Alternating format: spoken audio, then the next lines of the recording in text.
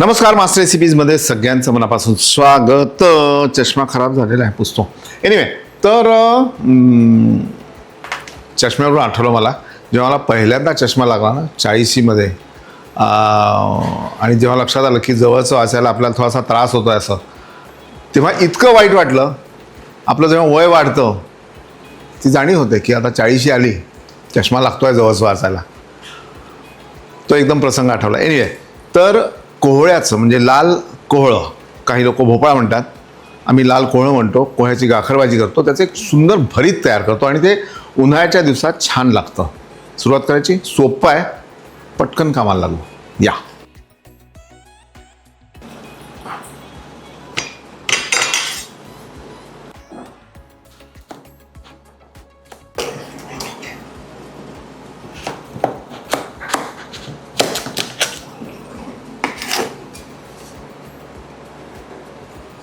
आणि याची जी पाठ आहे ही स्वच्छ धुतलेली आहे. याच्या सकटच आपण बनवणार आहे. गंमत कशी असते की मी नेहमी सांगतो की सालीचा वापर जो आहे तो करा, साल टाकून देऊ नका. आता या भोपळ्याच्या सालीमध्ये काय काय कंटेंट्स असतात बघा बरं.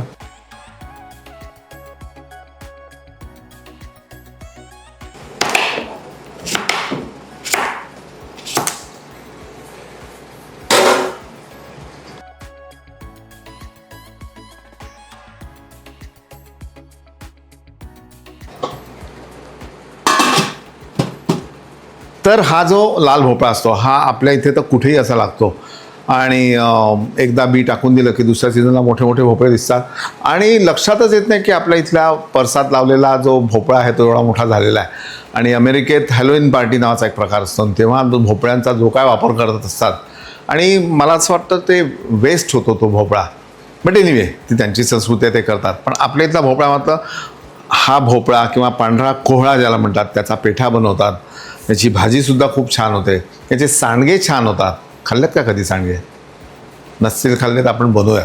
बनवायचे का? बनवू आपण याला एक 10 मिनटं वाफवून घेऊ. आता ही भिजवलेली मोहरीची डाळ, यामध्ये थोडंसं जिरं आणि मीठ आपल्याला छान वाटून घ्यायचं.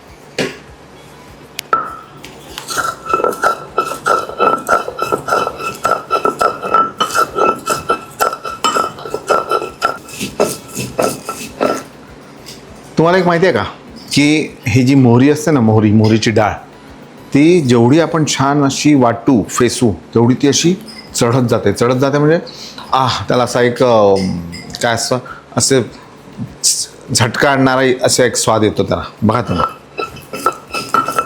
मोहरी चढते असं त्याला म्हणतात.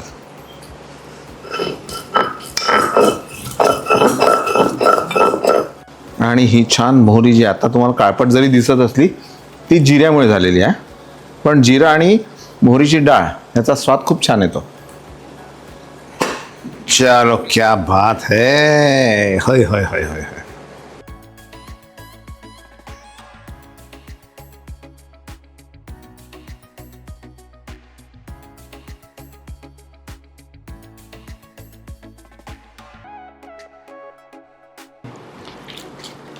आणि ह्याला सालासकटच आपल्याला क्रश करायचं आहे.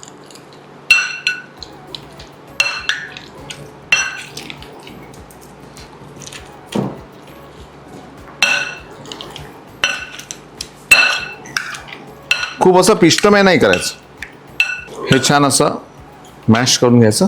बघा तुम्ही, काही लोक किसून घेतात, पण हे जास्त मजा येते, हे मजेशीर असते. आणि आता यामध्ये घट्ट घोटलेलं दही,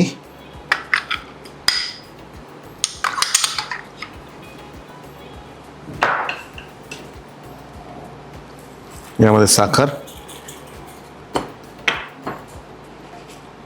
चवीनुसार मीठ, वाटलेली मोहरीची डाळ आणि जिरं, आणि हे एकत्र करून घेऊ.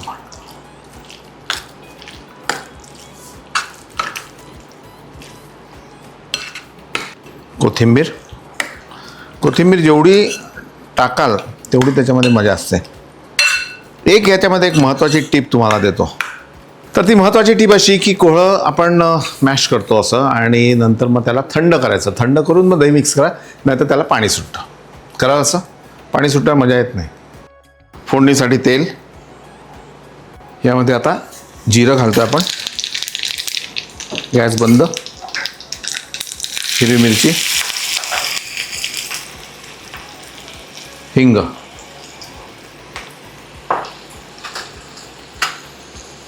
आणि थोडीशी हळद. आणि ही फोडणी जी आहे ती आपली भरतावर.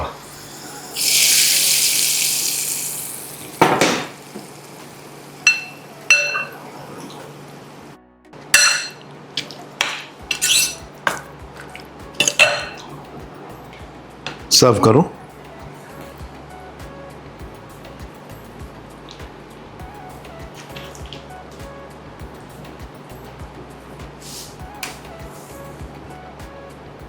याचं फोडणीचं छान गार्निशिंग.